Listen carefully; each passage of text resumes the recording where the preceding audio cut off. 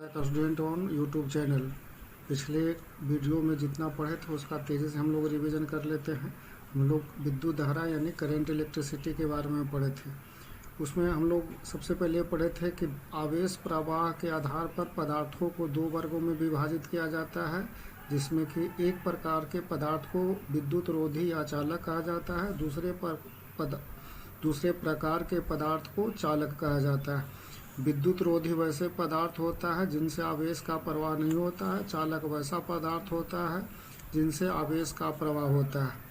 फिर बताया गया था कि धातु के तार में आवेश का प्रवाह किस प्रकार से होता है। क्योंकि धातु का तार है, धातु के तार दो चीज़ों से बना होता है, पॉजिटिव आयन और फ्री इलेक्ट्रॉन्स। पॉजिटिव आयन को लैटिस कहते हैं या धन आयन कहते हैं। जैसे कॉपर का वायर है, कॉपर का तार है, तो इसमें कॉपर आयन धन आयन के रूप में होता है और ये फ्री इलेक्ट्रॉन यानी मुक्त इलेक्ट्रॉन होता है। यहाँ पर दिखाया कि प्लस चिन्ह निरूपित करता है धन आयन, लैटिस को ई निरूपित करता है मुक्त इलेक्ट्रॉन को। फिर बतलाया गया था कि धातु के तार में प्रचुर मात्रा में मुक्त इलेक्ट्रॉन उपस्थित होते हैं। चालक के एकांक आयतन में मुक्त इलेक्ट्रॉनों की संख्या के लिए समीकरण होता है n=na/d/m, जहाँ n एवोगाड्रो कांस्टेंट को निरूपित करता है, d उसके घनत्व यानी डेंसिटी को रिप्रेजेंट करता है और m निरूपित करता है मॉलिक्यूलर वेट को यानी कि एटॉमिक वेट को।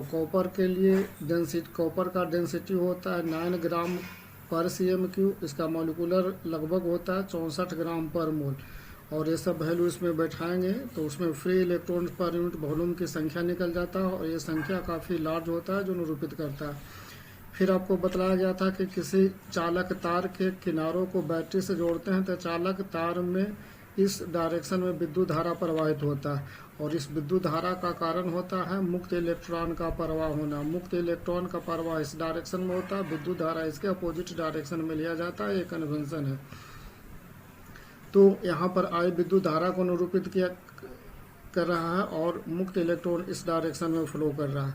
हम लोग विद्युत धारा की माप कैसे करते हैं तो चालक का एक अनुप्रस्थ काट ले लेते हैं और एक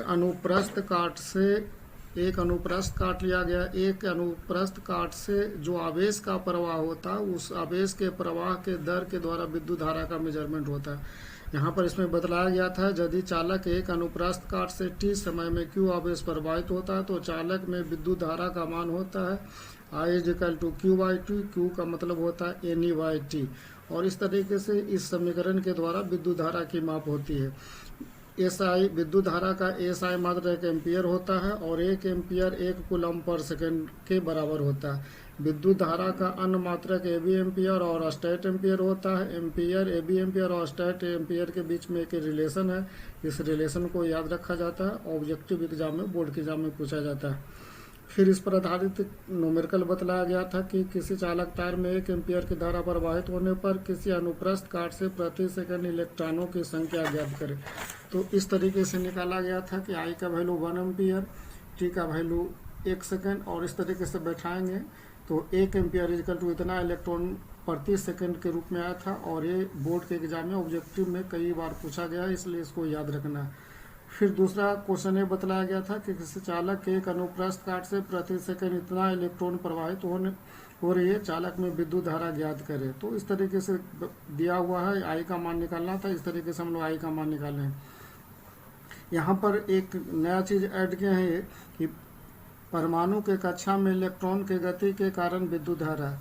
हम लोग जानते हैं कि परमाणु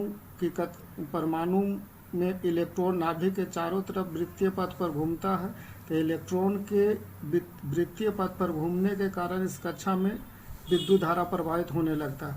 तो विद्युत धारा का मान कैसे निकाला जाता है तो यहाँ पर इसके लिए समीकरण होता है I=E/t या E×f या E⍵/2π, जिसमें t निरूपित करता है इलेक्ट्रॉन को एक पूरा चक्कर लगाने में लगा समय और f को आवृत्ति कहा जाता है। आवृत्ति का मतलब इलेक्ट्रॉन 1 सेकंड में कितना चक्कर लगाता है, उसको आवृत्ति कहते हैं।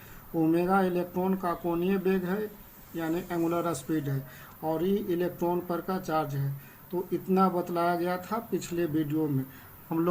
आज हम लोग ये पढ़ेंगे, आगे हम लोग यहाँ से स्टार्ट कर रहे हैं। इतना जो हम लोग पढ़े थे वो रिवीजन के रूप में था। यहाँ से हम लोग स्टार्ट कर रहे हैं। हम लोग को एक टर्म पढ़ना है, धारा घनत्व यानी करंट डेंसिटी। एक सदिश राशि है, इसको वेक्टर जे से निरूपित किया जाता है। यहाँ पर दिखाया गया कि एक चालक लिया गया है, इसके किनारों को बैटरी के पॉजिटिव नेगेटिव टर्मिनल से जोड़ा गया। इसमें इस प्रकार का आई विद्युत धारा प्रवाहित हो रहा है। चालक का एक अनुप्रस्थ काट लिया गया, इस अनुप्रस्थ काट से आई विद्युत धारा प्रवाहित हो रहा है। तो हम लोग चालक से धारा घनत्व को इस प्रकार परिभाषित करते हैं। चालक के एक अनुप्रस्थ काट के क्षेत्रफल से धारा घनत्व परिभाषित होता है J = I/A, जहाँ पर कि J धारा घनत्व को निरूपित करता है, I विद्युत धारा को निरूपित करता है और A जो अनुप्रस्थ काट लिया गया है उसके क्षेत्रफल को निरूपित करता है। धारा घनत्व एक सदिश राशि है। धारा घनत्व की दिशा विद्युत धारा की दिशा की ओर होता है। इसमें विद्युत धारा इस डायरेक्शन में है तो धारा घनत्व का डायरेक्शन भी इधर ही होगा, दोनों समान डायरेक्शन में होता है। धारा घनत्व का SI मात्रक एम्पियर पर मीटर स्क्वायर होता है। देखिए विद्युत धारा का SI मात्रक एम्पियर होता है, क्षेत्रफल का मीटर स्क्वायर, तो एम्पियर पर मीटर स्क्वायर मात्रक हो जाएगा धारा घनत्व का। यहाँ पर एक प्रॉब्लम लिया गया है कि एक चालक में 12 एम्पियर की विद्युत धारा प्रवाहित हो रही है। चालक के एक अनुप्रस्थ काट का क्षेत्रफल 0.2 मीटर स्क्वायर है। धारा घनत्व का मान ज्ञात करें। तो आपको दिया गया है कि गिवन यानी कि I का वैल्यू 12 एम्पियर और A यानी अनुप्रस्थ काट का क्षेत्रफल 0.2 मीटर स्क्वायर। तो धारा घनत्व के लिए समीकरण होता है J = I/A। तो दिस इम्प्लाय J = I का मान बैठा है, A का मान बैठा है और इसको डिवाइड करने पर 60 एम्पियर पर मीटर स्क्वायर का मान है। दूसरा क्वेश्चन, किसी चालक तार के अनुप्रस्थ काट का क्षेत्रफल 2 मीटर स्क्वायर है तथा अनुप्रस्थ काट से 10 सेकंड में 16 कूलम का आवेश प्रवाहित होता है, तो चालक में धारा घनत्व ज्ञात करें।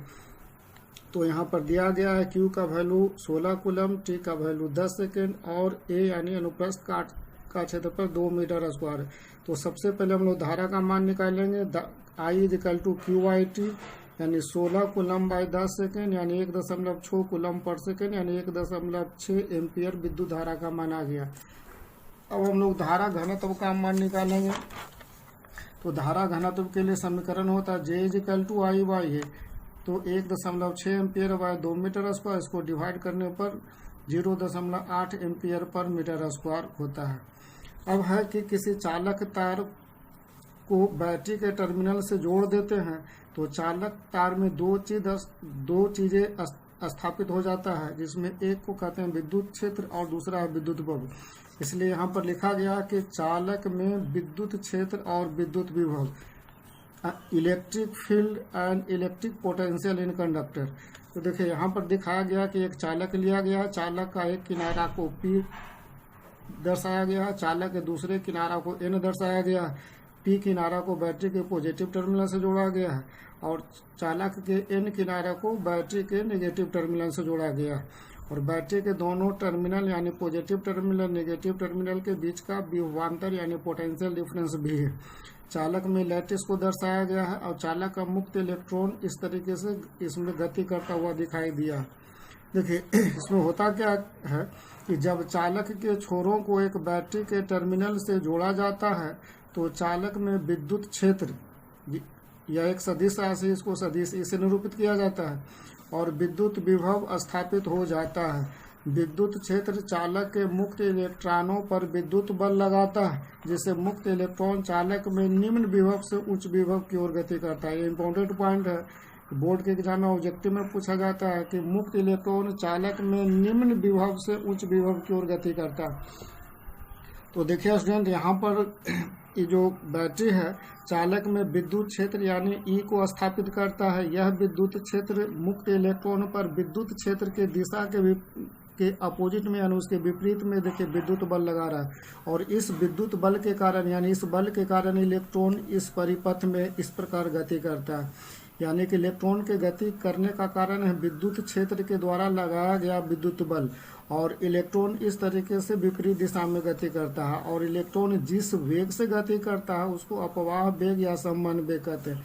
तो इस तरीके से इलेक्ट्रॉन चालक तार में गति करता है और इसके गति का कारण है कि बैटरी के द्वारा स्थापित विद्युत क्षेत्र और विभवांतर। इसमें विभवांतर को ऐसे दिखाया कि बैटरी के पॉजिटिव और नेगेटिव टर्मिनल का विभवांतर भी है, तो बैटरी के पॉजिटिव टर्मिनल का विभव को भी माना जाता है और बैटरी के नेगेटिव टर्मिनल के विभव को जीरो माना जाता है।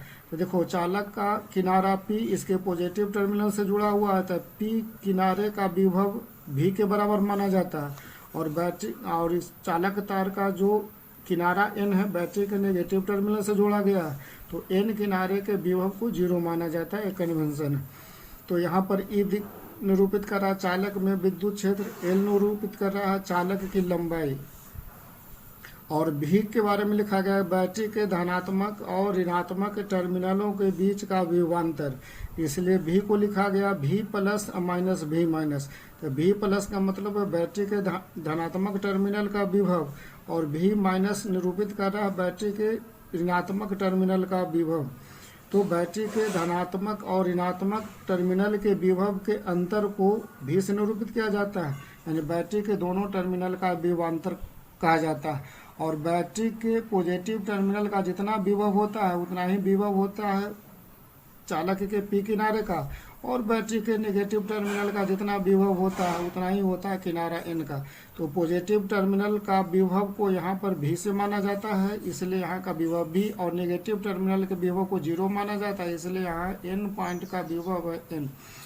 चालक तार में रिलेशन होता है यानी संबंध होता है E बराबर V/L, यानी चालक तार में विद्युत क्षेत्र, विभवांतर और चालक की लंबाई के बीच का एक समीकरण होता है जो कि बोर्ड के एग्जाम में ऑब्जेक्टिव में पूछा जाता है। तो याद रखना है कि चालक तार में E बराबर होता है V/L।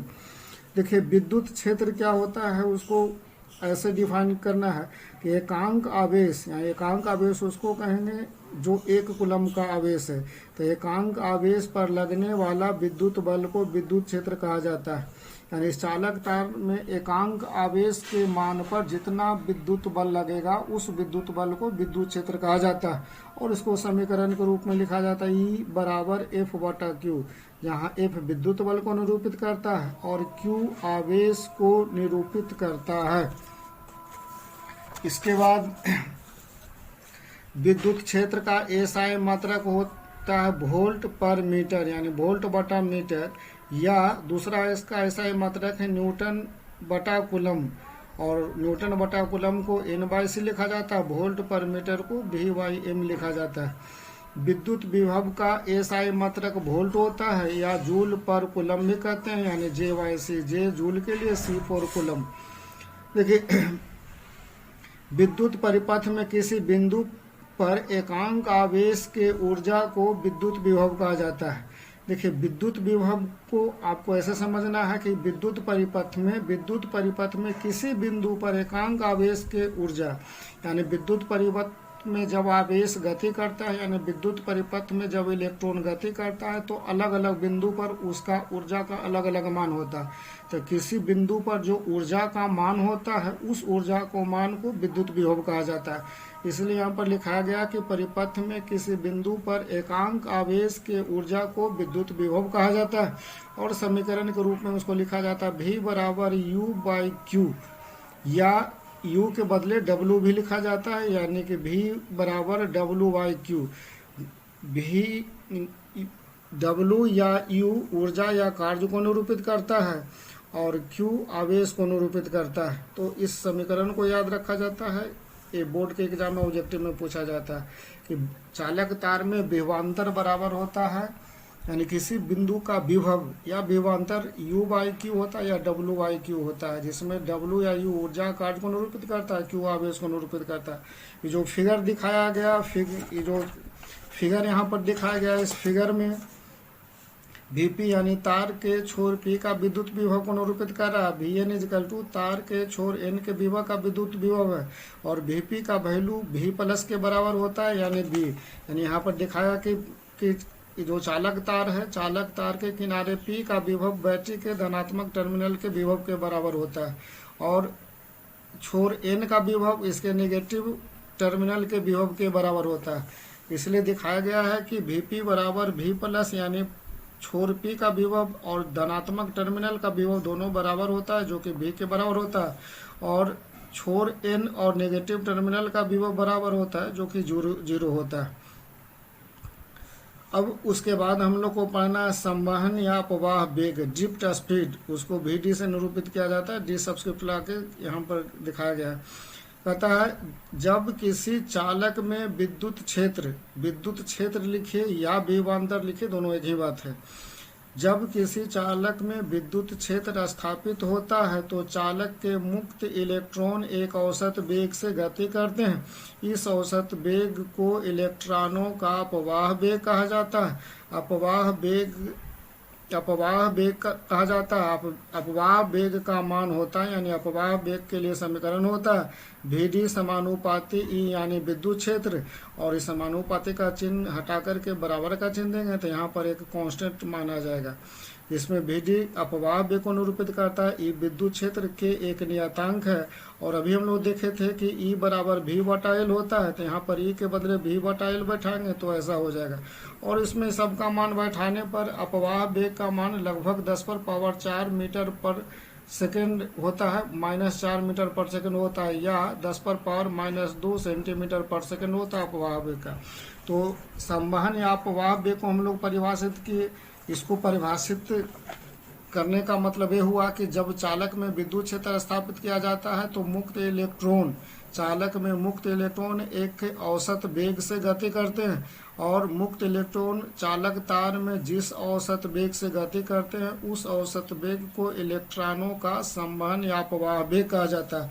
और इलेक्ट्रॉनों का अपवाह का वेग का मान काफ़ी कम होता है, यह 10⁻⁻⁴ मीटर पर सेकेंड का कोटि का होता है, या इसमें मीटर को सेंटीमीटर में बदलेंगे तो 100 से मल्टीप्लाई करेंगे यानी गुना करेंगे तो 10⁻⁻² सेंटीमीटर पर सेकेंड आ जाएगा। तो ये संवहन या अपवाह वेग, जो कि बोर्ड के एग्जाम में इस टर्म का डिफिनेशन लिखने के लिए आता है, इसको आपको याद कर लेना है।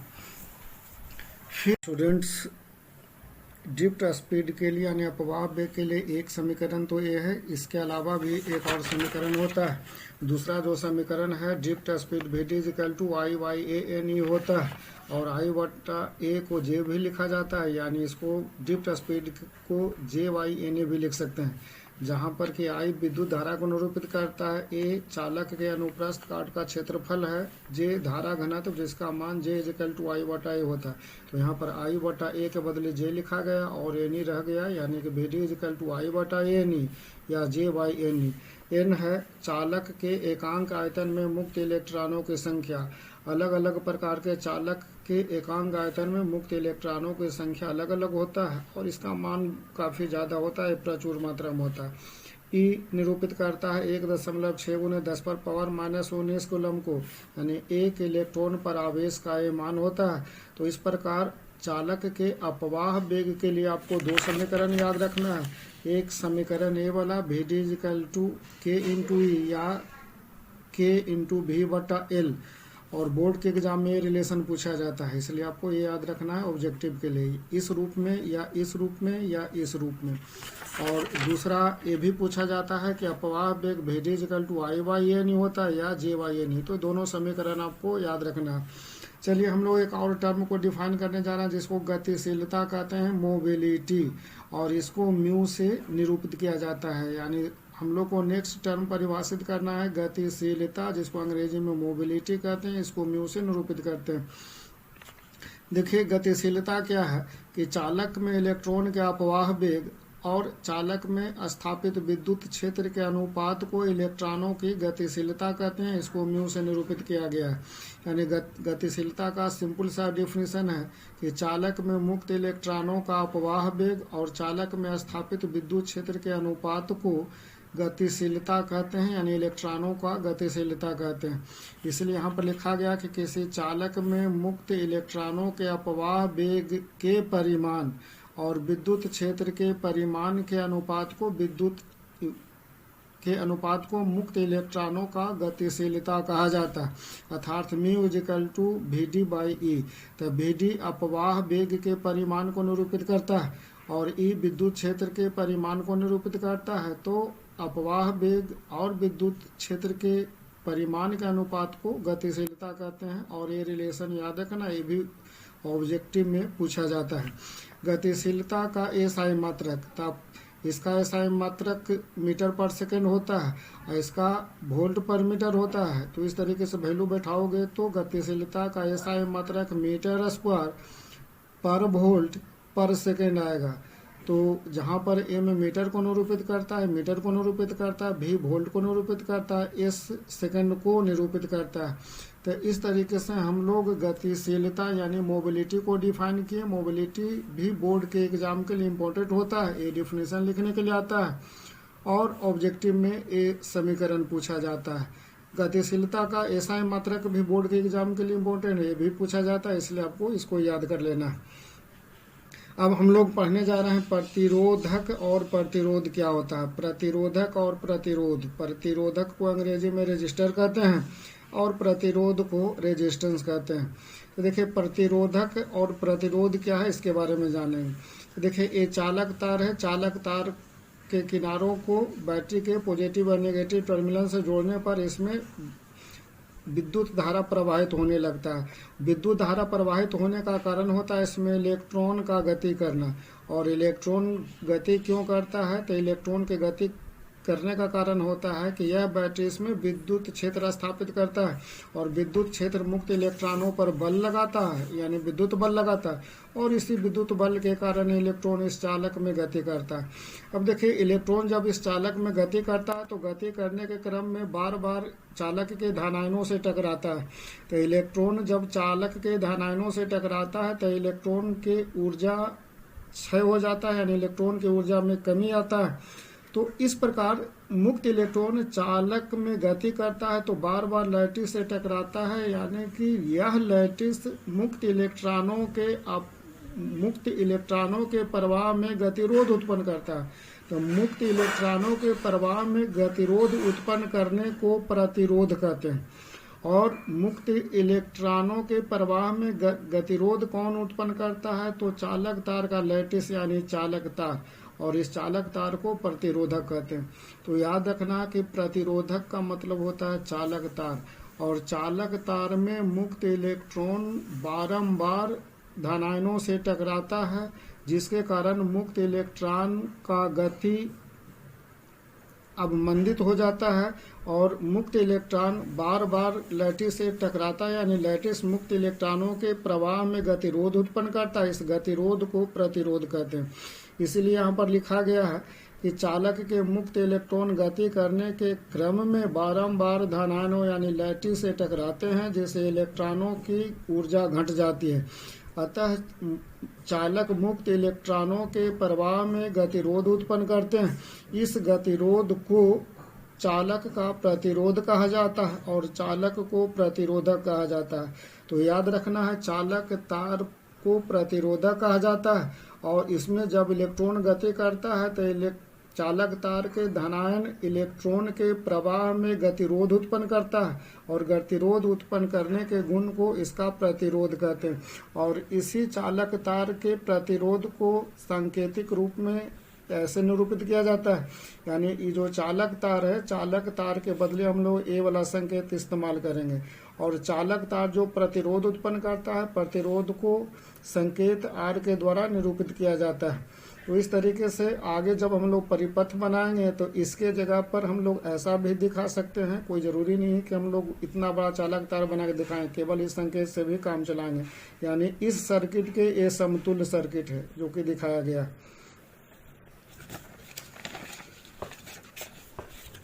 देखिए प्रतिरोधक का संकेत क्या है, तो देखिए चालक तार है, चालक तार की लंबाई एल है, इसके अनुप्रस्थ काट का क्षेत्रफल ए है और जिस चालक तार जिस पदार्थ का बना होता है उस पदार्थ का एक स्पेशल गुण होता है, उसको इस नोटेशन के द्वारा निरूपित किया करते हैं। इस नोटेशन को रो पढ़ा जाता है।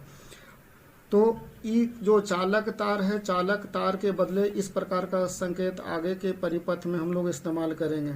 और इस चालक तार का प्रतिरोध जो होता है उस प्रतिरोध को आर के द्वारा निरूपित किया जाता है। तो यानी कि इस चालक तार के समतुल्य हम लोग इस तरीके का संकेत का इस्तेमाल करेंगे। आर को चालक का प्रतिरोध यानी रेजिस्टेंस ऑफ रेजिस्टर, और किसी चालक का प्रतिरोध, इस चालक का जो प्रतिरोध होता है उसके के लिए समीकरण होता है रो एल बटा ए। तो एल है चालक की लंबाई और ए है चालक के अनुप्रस्थ काट का क्षेत्रफल, यानी कि ए इसके जो लंबवत लंबाई के जो लंबवत क्षेत्रफल है, अनुप्रस्थ काट का क्षेत्रफल है। और रो जो नोटेशन है, यानी यह जो संकेत है रो चालक के पदार्थ का प्रतिरोधकता है। ये जो मटेरियल जिस मटेरियल का चालक तार बना होता है उस मटेरियल का गुण को उसका प्रतिरोधकता कहते हैं। इसको नोटेशन रो से सूचित किया जाता है। अब देखिए ये जो प्रतिरोध है संकेत है उसका भी अलग अलग फॉर्म होता है।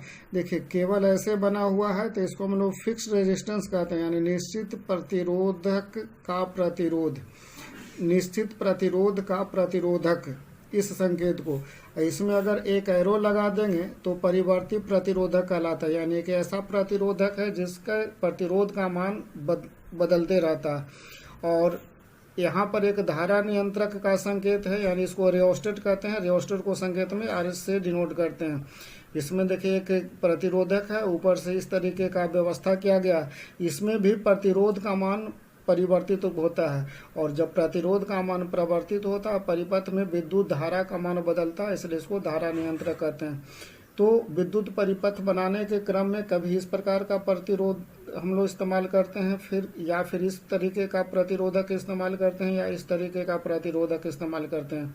तो ये जो संकेत है एक निश्चित प्रतिरोधक के निश्चित प्रतिरोध के प्रतिरोधक का, ए परिवर्ती प्रतिरोधक और ये धारा नियंत्रक का संकेत है। फिर एक टर्म डिफाइन करते हैं कंडक्टेंस, जिसको चालकत्व कहा जाता है। इसको जी से निरूपित करते हैं। तो किसी चालक का जी यानी चालकत्व क्या होता है, तो किसी चालक के प्रतिरोध के व्युत्क्रम को उस चालक का चालकत्व कहा जाता है, यानी जी इक्वल टू 1/r, यानी किसी चालक के प्रतिरोध का व्युत्क्रम का मतलब 1/r। तो चालक के प्रतिरोध का 1 कर देंगे, यानी व्युत्क्रम कर देंगे, तो इस वैल्यू को उसके चालकत्व कहा जाता है, यानी जी हुआ चालक का चालकत्व, आर हुआ रेजिस्टेंस, यानी किसी चालक के प्रतिरोध के व्युत्क्रम को उसका कंडक्टेंस कहा जाता है। फिर एक टर्म होता है रिलैक्सेशन टाइम, जिसको हिंदी में विश्रांति काल कहते हैं। देखिए विश्रांति काल क्या है कि जब चालक तार में मुक्त इलेक्ट्रॉन गति करता है, जब इस विद्युत परिपथ हम लोग बनाते हैं तो इलेक्ट्रॉन एक लैटिस से टकराने के बाद फिर इलेक्ट्रॉन गति करते हुए दूसरे लैटिस के पास आता है। तो इलेक्ट्रॉन इस लैटिस के पास इलेक्ट्रॉन टकराया था, फिर कुछ देर के बाद फिर इलेक्ट्रॉन इस लैटिस से टकराएगा। तो इलेक्ट्रॉन को एक लैटिस से दूसरे लैटिस तक जाने में जो समय अंतराल होता है, जो समय लगता है, उस समय को विश्रांति काल कहा जाता है, और इसको नोटेशन टाउ से निरूपित करते हैं। तो देखिए यहाँ पर इस लैटिस से जिस क्षण टकराया था उस क्षण को हम लोग 0 मान लिए। फिर इलेक्ट्रॉन इस तरीके से अपवाह वेग से गति करते करते दूसरे लैटिस के पास जाके टकराता है, जिस क्षण टकरा उस समय को टाउ।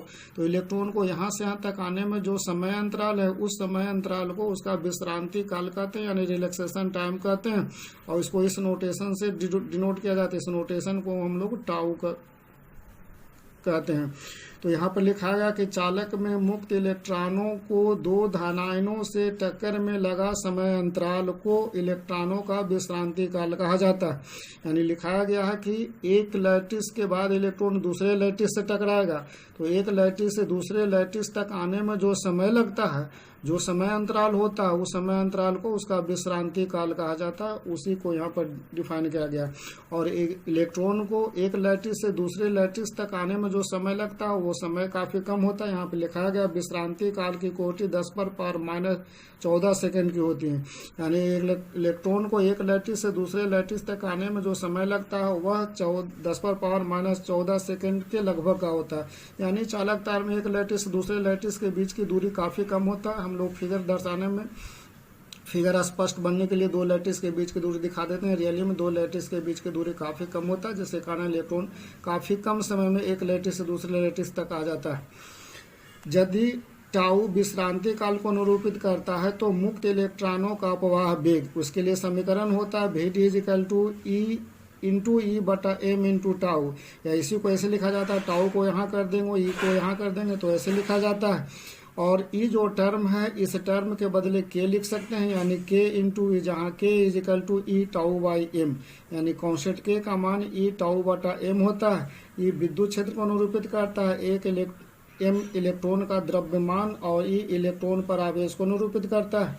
तो इस रिलेशन को याद रखना है जो कि पहले लिखाए थे, इस रिलेशन को याद रखना और विश्रांति काल का परिभाषा लिखना याद रखना। विश्रांति काल का परिभाषा एकदम सिंपल है कि इलेक्ट्रॉन एक लैटिस से दूसरे लैटिस तक आता है तो एक लैटिस से दूसरे लैटिस तक आने का जो समय अंतराल होता है उस समय अंतराल को उसका विश्रांति काल कहते हैं, यानी रिलैक्सेशन टाइम कहते हैं। Thank you for the watching the video.